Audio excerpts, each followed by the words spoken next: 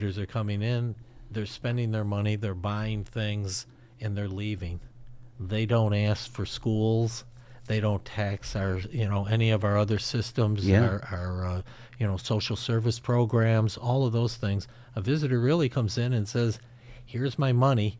I just want to have a smile on my face while I'm here, and thank you very much." I think I've told you this story before, but I think one of the best examples of that was we were doing a coverage of a big.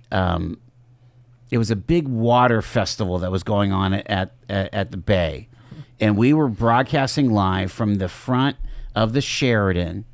And this family from Cleveland comes up and starts chatting with us, right, at our table, and they're like, "We love coming to Erie." Okay, so they're on their own water, but we love coming to Erie. We don't tell anybody about it because we want to keep this place to ourselves. And I think it was just a random weekend in the summer that they came to Erie. They were going to probably go to the beach. They were probably going to Waldemere. And then we had this big festival with remember the water jet deal and all that, and the speedboats. And our sports commission put that on. Right, right. And this was, I don't know if that was before COVID or it must have been. It was maybe before COVID. And it was just this fabulous event, and they were like super excited. But you could tell, let's just face it, they were pretty well heeled. Like this was something that an upper middle class family with a couple kids, and we had all the assets for them to just really have a great weekend. 2 nights at the hotel, time at the Mirror, time shopping, time eating, and they would probably drop a few $1,000s before they were done with the thing. Yeah. And again, and then their taxes are going, and their all the services to keep them alive are happening in Cleveland. Yeah, exactly. And we hear often from families that'll come up, and they're going to a Seawolves game or an Otters game, because they can take their entire family to a game for what it costs one of them.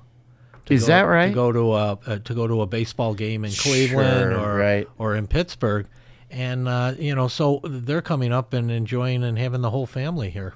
That's well, when you think about that, yeah, and it's good baseball. You maybe see a rising star. I'm thinking of the big pitcher for the Pirates played in our league first for Altoona. You look at the Erie Otters, Connor McDavid. Yes, exactly. There is no better player in the National Hockey League right now than Connor McDavid, and we had him for 3 years here in Erie. You really talk about the sports part of it, because I feel like that really comes to play, especially in the wintertime, where we have splash, and we have sports, and then we have a few other things, but sports is really huge for tourism, right? Absolutely. It's kind of a year-round thing, but particularly in the winter, we've seen the beauty of it is we've seen events that have come to Erie and continue to come every year. There's championship cheer. They've been here for a number of years, and the same thing with the gymnastics, the dog show, so a lot of those events are coming here, and they're finding a lot of success and continuing to come here. We're seeing amateur, kids hockey tournaments, and they're growing. We're seeing tournaments that may have had a few years ago 20 teams, now have 60 teams, and they're coming from out of town. And so, that's a big help in what was traditionally a downtime. Do you think that our location helps with that, John? I mean, as far as, we do have 3 big markets around us, and then if you go a little bit further, what are there, half a dozen, if not 10, like solid metropolitan areas around our neck of the woods? Yeah, I do think that, having a central location, we're basically equidistant on Buffalo, Cleveland, Pittsburgh. But if you're coming from Rochester, if you're coming from Toledo, it's just not that much further, is it? No, it isn't. I mean, Rochester's a 3.5-hour drive. Yeah. If that, and maybe 3 hours. So, yeah, I mean, our location certainly helps. I think the quality of the facilities we have, and then also the quality of the service that they're getting from those facilities. it really does go to the point of having strong management, strong leadership that we have with Erie Events, and and of course the partners that are in the private hospitality business, but also having the workers, having the people that just exude Erie hospitality, right? I mean, right. Well, the other thing that we're finding is that for conventions, meetings, or sporting events, they're the game in town. You go to Pittsburgh, you could be for a meeting, and you could be one of 10 that are being held, and 5 of them are all in the convention center. Yeah. Here, you really own the community at the time you're here. I mean, you're what's happening, and a lot they like that because then they're recognized for that. We have a media that steps up. You're a great example. You're there, and they love having media talk to them and recognize that their group or their event is something special. And they don't get that oftentimes when they go to much larger communities. I've been amazed too, and again, this happens more spring, summer, but just some of the groups, let's say, that are maybe policymakers, or Ryan Pizarro bringing folks here that are part of his committee or so on, and they just go gaga over Erie. Our biggest, the biggest challenge we have is just to get them here once, because once we get them here, they're hooked. They're sold on Erie, and and then they suddenly realize, oh, it's not as far away as we thought it was. From Philadelphia, right? Philadelphia or Harrisburg, yeah. Anywhere that suddenly it's like, oh, that's not so bad. Yeah. Wow. That was part of the thinking behind really going all in on the eclipse, knowing that people travel for the eclipse, but the idea that the eclipse could be that entry point for future vacation plans, right? Well, absolutely. And even if people did not come to Erie, the promotions that we were able to do, and the fact that our location for the eclipse, we got a lot of publicity and mentions and talk, from markets that we hadn't even thought of. I mean, when you start to see the Washington, D.C. market, the Philadelphia, the Harrisburg, I mean, they sent media here to Erie to broadcast the eclipse. All the Pittsburgh channels had their satellite trucks, at Perry Square. Yeah, absolutely. So, I mean, that's, that certainly was a big help. Sure. Ended up having 100,000 visitors, according to the count, right? Yeah, what we were able to get was about 130,000 visitors that came in, spent $3 million in the community. So it was successful without a doubt. And again, as we all know, we were able to see the eclipse. Yes. Unfortunately, your hometown up in Niagara Falls had a washout, didn't they? I was reading an article in the Buffalo paper, their top 10 events of the year, and one was the eclipse, and they said, well, while we couldn't really see, we could see the darkness. We couldn't view, so they recognized that we were, and of course, the county executive in Erie County got in his car and drove towards us to Cleveland. Did he really? Yeah, that didn't go over well. Oh, I would imagine. Oh my goodness. Yeah.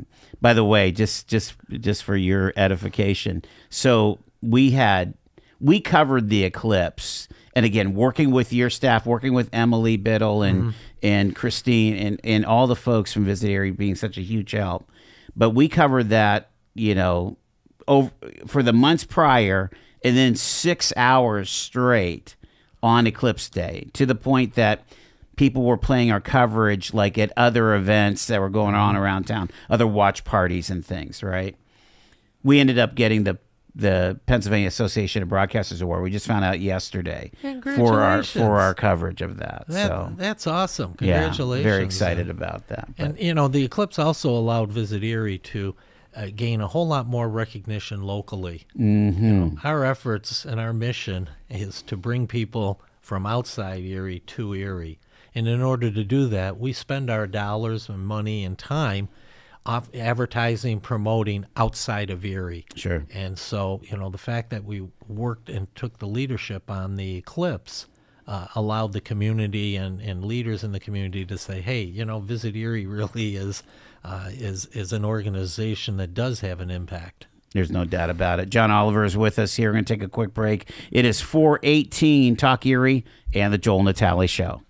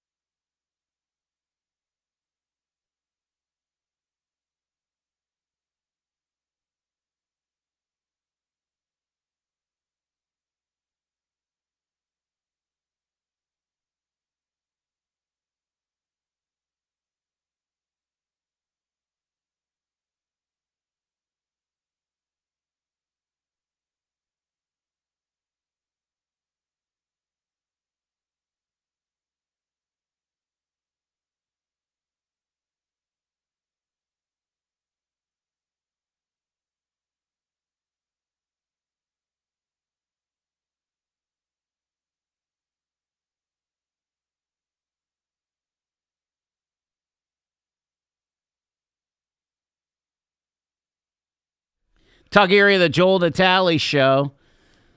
John Oliver, the CEO of Visit Erie, they still call it the Convention and Tourism Bureau. I mean, that's the category of organizations, right? Yeah, we refer to ourselves as a destination marketing organization. Destination marketing organization. Yes. Is there an association of destination marketing organizations? There is. Yeah.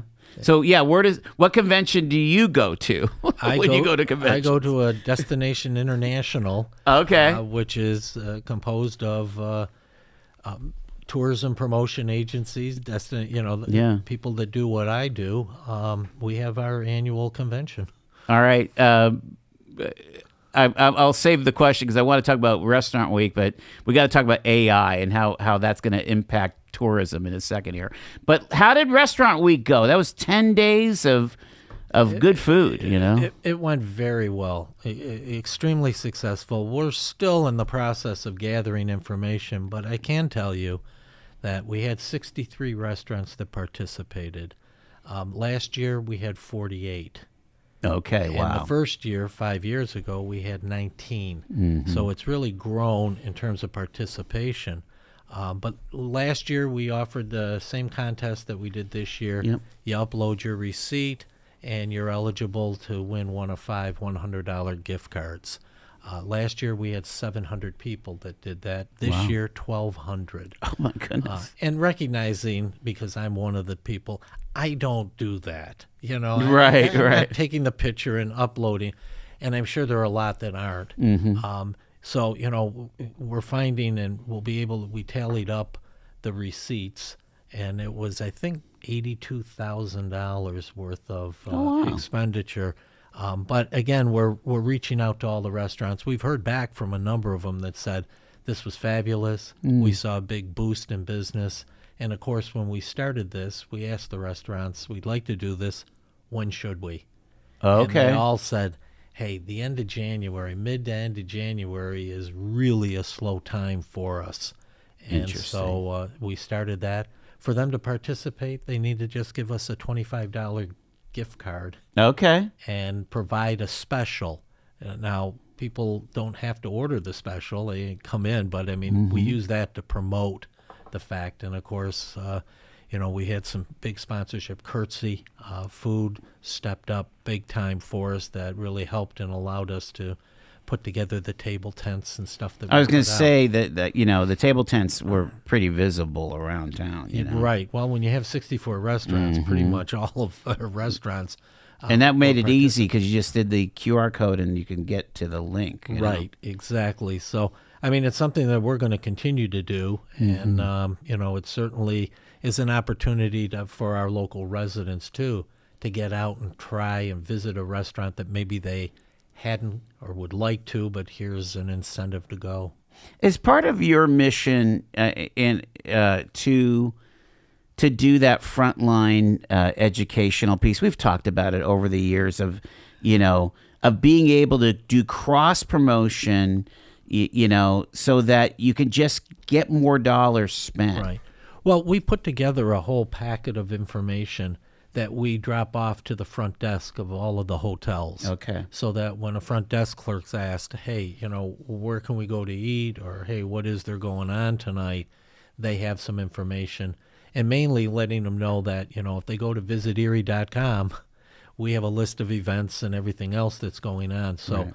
Yeah, I mean, that's an important part is, Well, and because Restaurant Week started for over MLK weekend, and you had all those people in from out of town too, so they could have participated a bit, right? Right. Oh, absolutely. I mean, that was the whole point was let's do it at a time where we can have the biggest impact. And again, you're right. I mean, hey, we do a lot of work. We advertise. We spend a lot of money telling people what a great place Erie is to come and visit. But in the end, when they do come and visit, we're not, we don't talk to them. We don't see them. Right. We're dependent upon those that are working as servers, wait staff at our restaurants, front desk clerks at the hotels. They're really our frontline ambassador. They're the ones that can make or break someone's vacation and experience here. And frankly, they do a very good job. It's amazing how visitors really depend on the locals to give them some guidance. So Shane's got a story. Shane, pull up your mic there, because when I don't know if it was the Italians or the Irish journalists that did stories on our show here for the election, and they wanted to know where to go for dinner, Yeah, where to go for dinner, who was playing high school football tonight, where they could catch, live music or whatever else was going on. They really wanted to, take part in what was happening here in Erie. That was the Irish folks, right? Yeah, that was the Irish folks. So yeah. I'm still in touch with the Irish folks. But I mean, they literally where can we go to get this kind of a meal or something like that? Well, you almost have to have a little bit of an education as a local, right? And we've heard this from visitors who have gone to, I use the example, I talked to one visitor a couple of years ago, was at 8 Great Tuesdays. Okay. And was,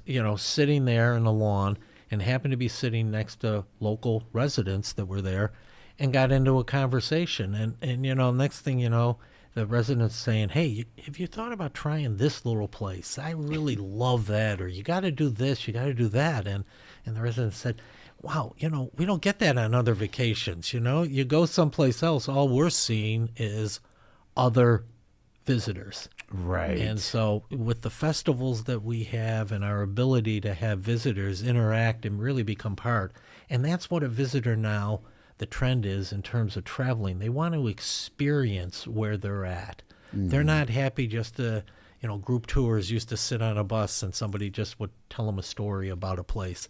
They actually want to experience it.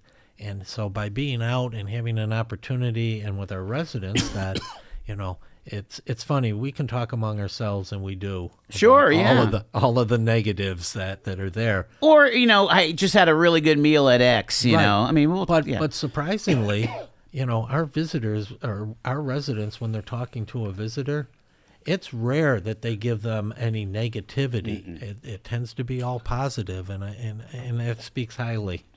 It's interesting too how the locals, when we're talking about restaurant and so on, we love when something new happens. We love the new shiny thing. So, like for example, Miss Scusi, which is was embedded in downtown, Little Italy, right?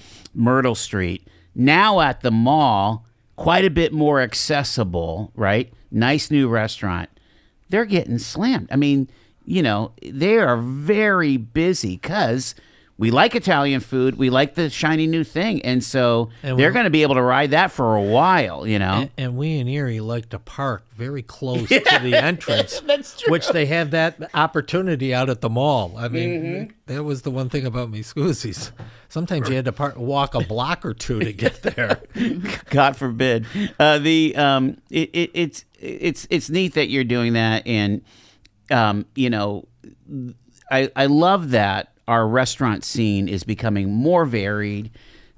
You've got a lot. We have a Vietnamese place. We have the hookah lounges and the Mediterranean food. We have the shawarma foods. I mean, we're really diverse, and that's a good thing.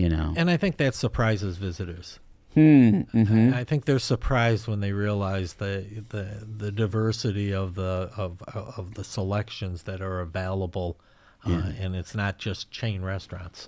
Absolutely. And of course, you want a Greek hot dog, you go over to New York lunch, and you're in heaven there. We were talking to John Oliver. We got to take our bottom of the hour break. We are going to talk about AI and careers. That seems to be the theme on our CEO week. You're our third CEO in a row that we're talking to this week on the show. It's a Joel Natale show on Talk Erie.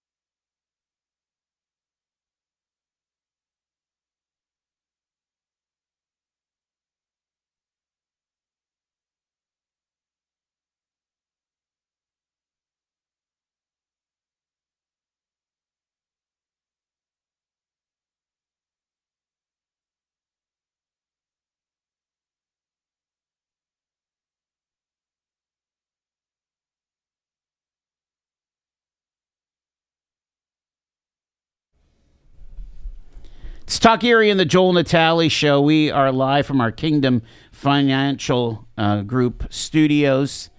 On a fun Friday, we're talking tourism, one of my favorite subjects, since I'm a tourist in my hometown here, John Oliver, the CEO of Visit Erie. Again, tourism, $1 billion industry. How many hotel rooms are we up to now, John? About 4,500. 4,500. Yes.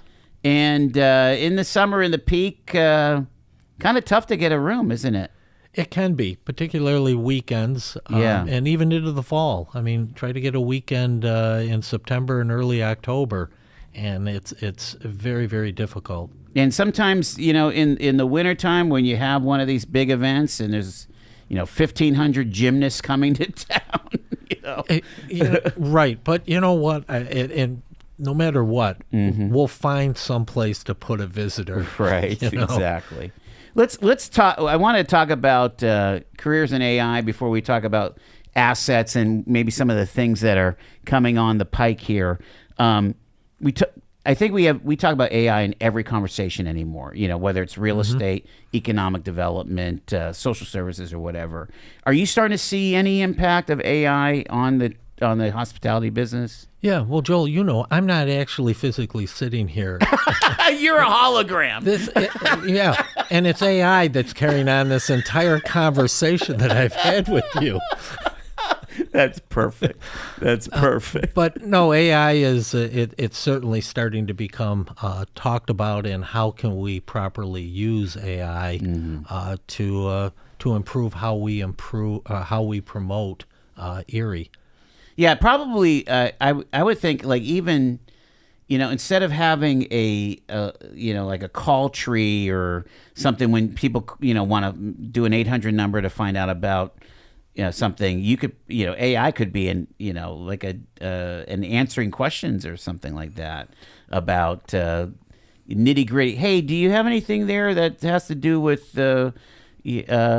Frank Lloyd Wright? Oh, well, of course. We're on the right trail. Yeah, absolutely. I mean, we're already. I think we all experience that in life when you call into someplace and you're not talking to a real person. No, and that person's asking you questions, and then coming back and you give them an answer, and they ask you another question based on your answer.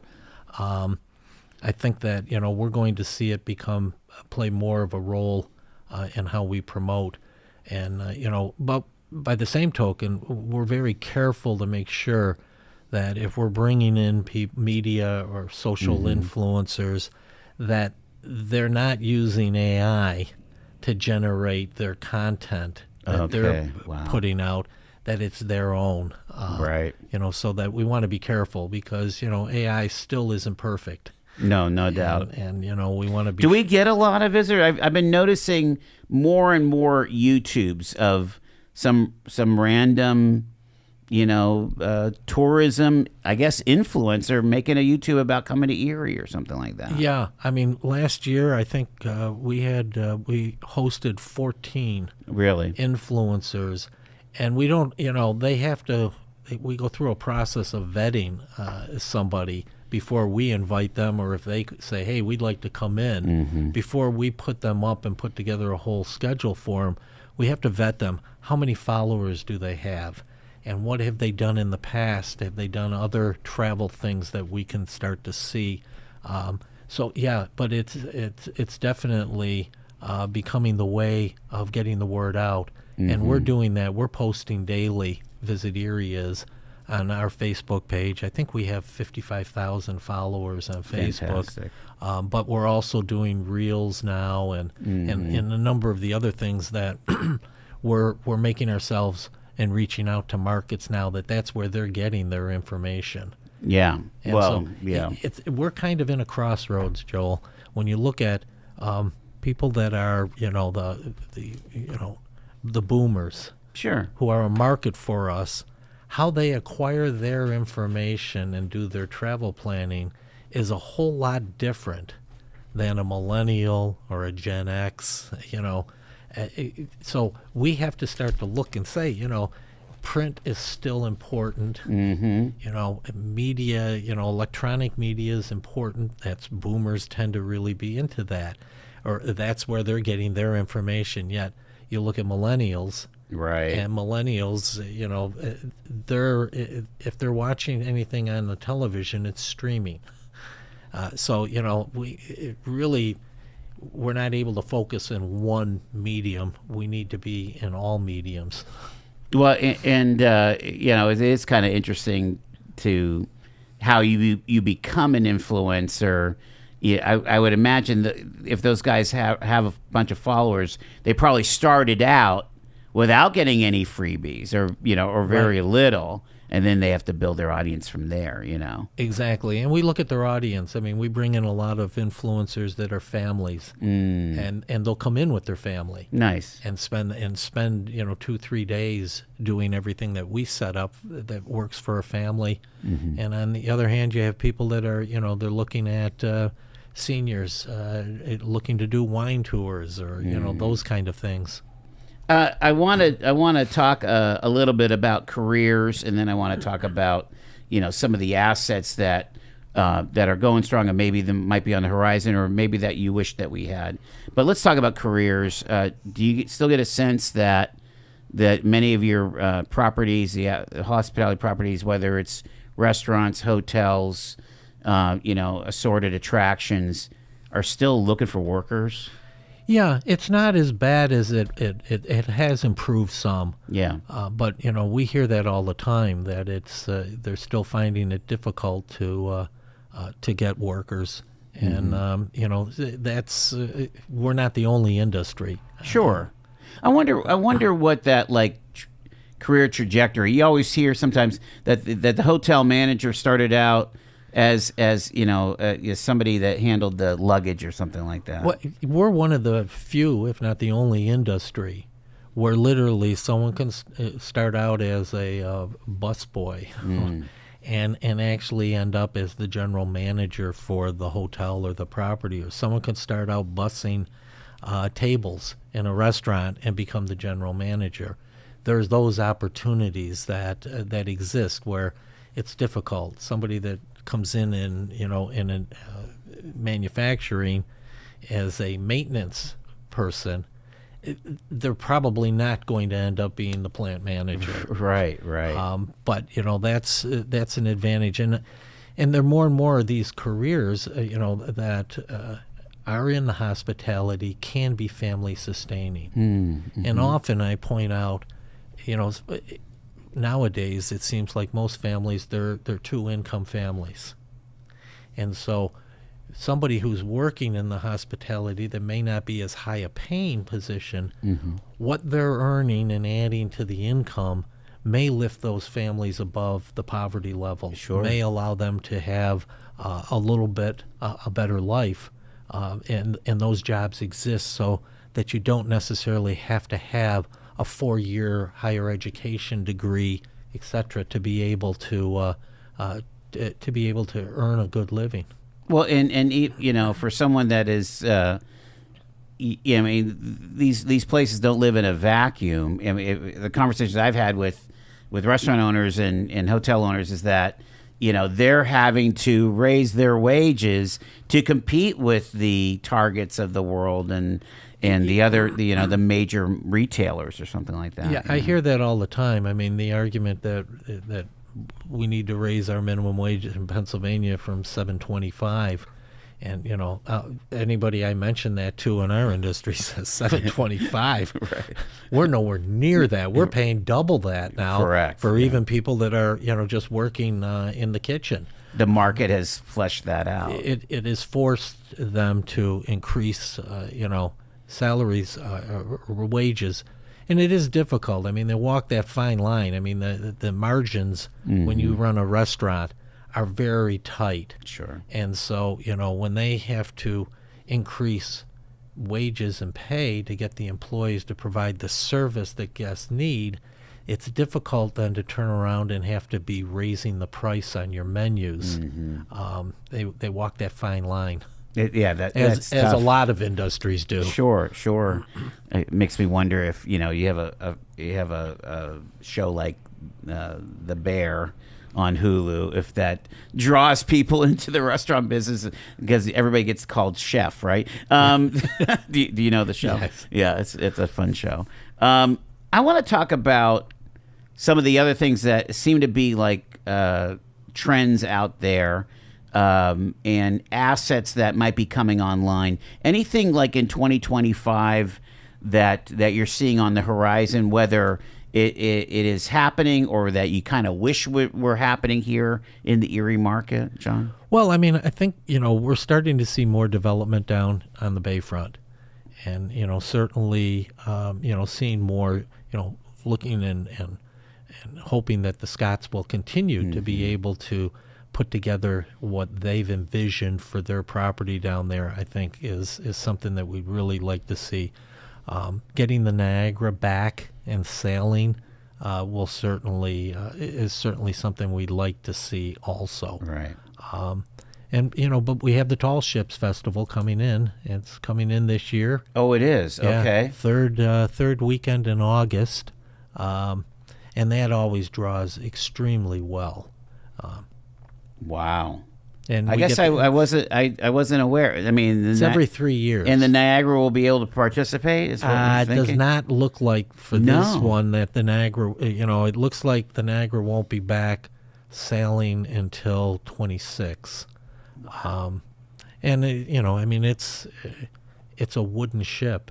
It sure is. And yeah. so it needs to have, it needs to be serviced, and that's just part of what's going on, or what they have to do with the ship. But that doesn't mean that the Letty G will still be here. Right. And the Tall Ships bring in their own ships, so it'll be a shame not to have the Niagara leading the parade again. But I think that what they're doing now will give us a lot longer years and many more years of having the Niagara. Similar to the Bayfront Parkway. Sure, We're going to have to put up with something, but when they're done, I think it's going to be something that will certainly expedite and improve people's. So it makes me wonder, because there's still a lot of fallow land on, at our port, at our base front. With the completion of the highway, which is another couple more years, do you anticipate that'll go with rockets on some of the development down there? I mean, I'm just wondering, what does East Public Dock look like? Where McGall, there's some really amazing spaces right on the water. Yeah, I mean, I think the Parkway is part of it. I think it also, it's the economy, and it's the ability for developers to have access to the funds to do what they need to build that. And, I think that more and more they're starting to see that there is a base of population, and it's not just a summertime. Right. I think more and more they're starting to see activity that's taking place down there, year round. With the number of rooms that are coming on in the bay, are we seeing more balance between the I-90 corridor and the Bayfront, where some people prefer to be on the highway because they're coming in, and maybe they have a thing and then they go, or that's just where the number of rooms are. But there's also all these rooms on the bay, right? I mean, right. Well, it also various markets and pricing. That's the true. properties that are down here on the Bayfront are going to be higher priced rooms than you'll find out at the mall or on Upper Peach. And you're right. Part of the market that comes through here may be just overnighting on their way to New York or Chicago, etc. Sure. And so they're going to stay up there. I mean, even with the Scott's Hotel, we're looking at 650 rooms, and we'd have about 4,500. So, I mean, you're looking at a substantial amount of rooms that aren't down here that will be utilized. We haven't gotten to the place where somebody's built a hotel or renovated a hotel, because we've had some reboots too, where it's kind of been a bust, where they haven't seen the numbers that they wanted. No, I guess I'm not really aware of that. Yeah, I mean, I'm thinking of like brand new full price Holiday Inn. Haven't heard anything go south for them. No, or, they seem to be doing. Yeah. They seem to be, from what we hear, doing well. Yeah. And overall, this year our occupancy for the county was about 55%. Okay. Which is an increase from the year before. And so. is that up to industry standards? I mean, Yeah. as far as profitability and so on. Yeah, I think that I've heard that if you can do over 50%, then it's a viable operation. I got just a few more minutes with John Oliver from Visit Erie, and I was mentioning these influencers and things, and I watch a lot of YouTubes. I'm just gonna confess, okay? So one of the series of YouTubes that are fascinating are these people that take the Amtrak, and I can't tell you how many different shows are on that line from New York to Chicago or Chicago to New York, right? And I'm just wondering what Visit Erie's role would be into as a lobbying force, or I think we even sat together, right, one time at one of these Amtrak presentations. We got to improve our train service to this town. Well, don't disagree with you. I don't know that Visit Erie plays a huge role Right. in doing that. Amtrak needs to add additional service, and that takes funding. Certainly was encouraged with the infrastructure bill and the amount of money that Amtrak was getting. It certainly looked like they might be able to add something more on that. In terms of trying to improve, what I hear all the time is you got to get the schedule changed. They can't be coming through here at 1:30 in the morning Right, or whatever. And what I try to explain is that Amtrak sets the schedule on what is the most convenient for Chicago and New York. Sure. And so we're in the middle. Yes. We don't, but if they were to run a second train, then I think that we'd have some opportunities. So, yeah, the unfortunate thing is on the shows that I've seen, they don't even mention that, like, they're sleeping while they're going from basically Buffalo to Toledo. Really, they even miss Cleveland half the time.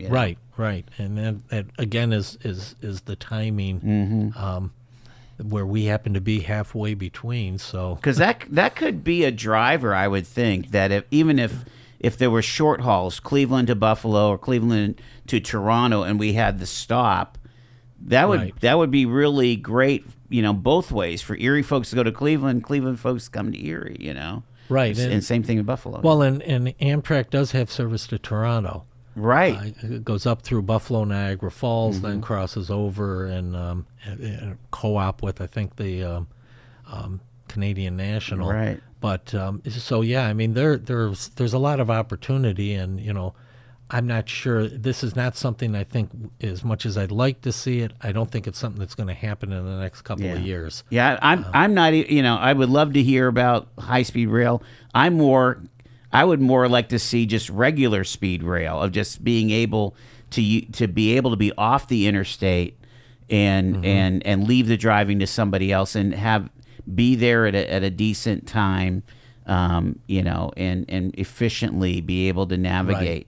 Because I tell you what, Union Station for us, if it was arriving at a decent hour, it would be epic, because we could totally multimodal folks either to the convention center or to downtown or to shopping up on Peachtree. It would be so easy to do all that, Yeah, well, it offers us another, avenue of potential visitors. Sure.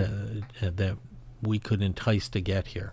So there's room for growth even in this hospitality business. There will never not be room for growth in the hospitality, because when you get to a certain point, it expands. Right. It's amazing. Yeah, one last thought is, we are seeing too that even as you go beyond the 90 corridor, you're seeing, hotel in Finley Lake, hotel in Northeast, hotels in Edinburgh. It's pretty amazing how broad we're seeing that, aren't we? Yeah, absolutely, and you know they're doing well. Yeah, Corey has a hotel. Corey has a cobblestone. Yes. And you know if the properties are right sized, and that's the key. You know, I don't know the rooms in Corey. It might be 30 rooms or Is it? something. Okay, yeah. But at this point, it's kind of right sized, and it is offering them something that they, you know, even the residents, family coming to visit, etc. It's important that they don't have to drive, you know, 30 miles to see family. Yeah, I would love to see the statistic of how many high school reunions or family reunions happen in this town every year. You know, it's got to be in the hundreds. And I know when we have a reunion or a death in the family or a wedding, those hotels, you know, they're all buying those hotels, man. We get requests all the time for family reunions, weddings, etc. for information. Can we get your visitor guide? Sure. You know, do you have plastic bags we can hand out and put literature into? So, Wow. Yeah, we're filling those on a regular basis. Doing the work to make Erie more attractive to visitors. Visit Erie. John Oliver, thank you, sir. Oh, thank you. It's so much fun. It is 5 minutes in front of 5.